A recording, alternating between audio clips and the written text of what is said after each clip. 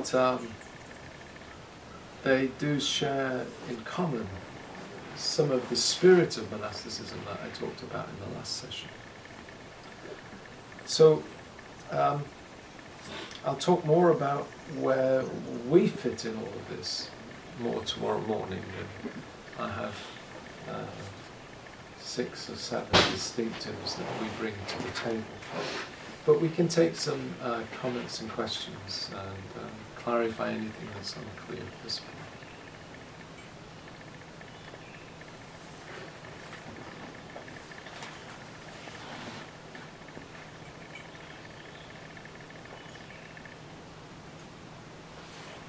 Can you say more about the emerging church movement?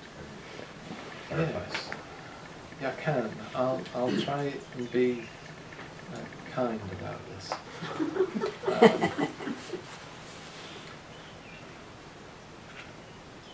We were evangelicals for 20 years, and there is and it seems to affect evangelicals, I think, more than mainstream people, is that there's always looking for the next new thing that will save the church and the world.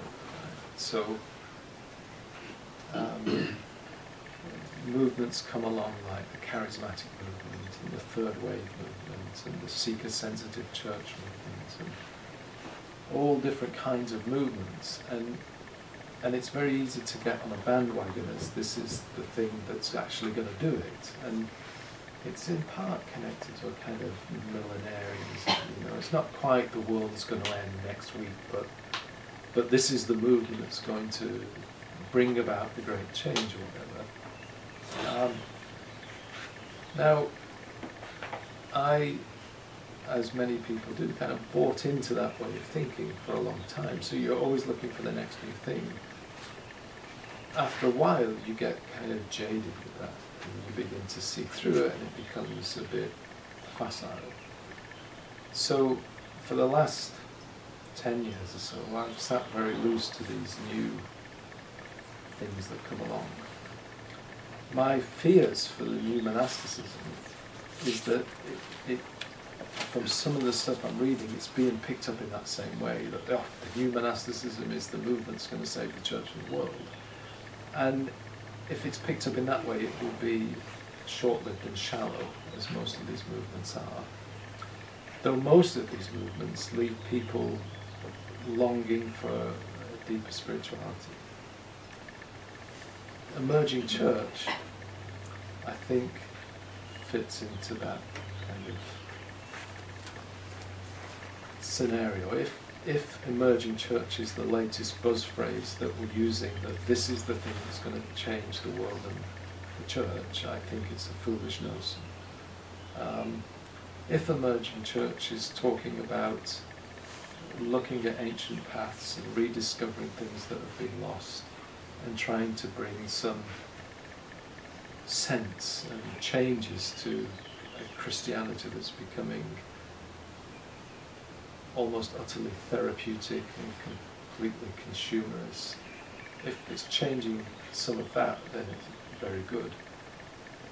If it's a new catch-all thing that's going to change and save everyone, I'm skeptical. And on my worst days, cynical. And on my very worst days, don't talk to me about it. What's your take? Well, thank you for your response. I've heard the term kicked around, the emerging church, but having really never spent any time being an evangelical or around them, I don't know what to make of it. I don't know, I've never known what it meant.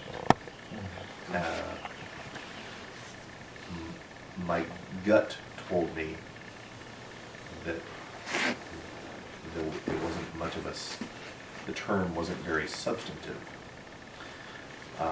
So your response was very clarifying for me.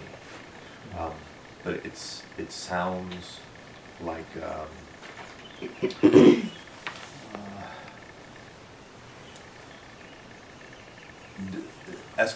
eschatology just has never been my forte. And so, yeah. Yeah. The other one, and I don't want to tread on any toes, but they're talking a lot about missional church now. It's just a new phrase. And, it's cool. To give a counterpoint,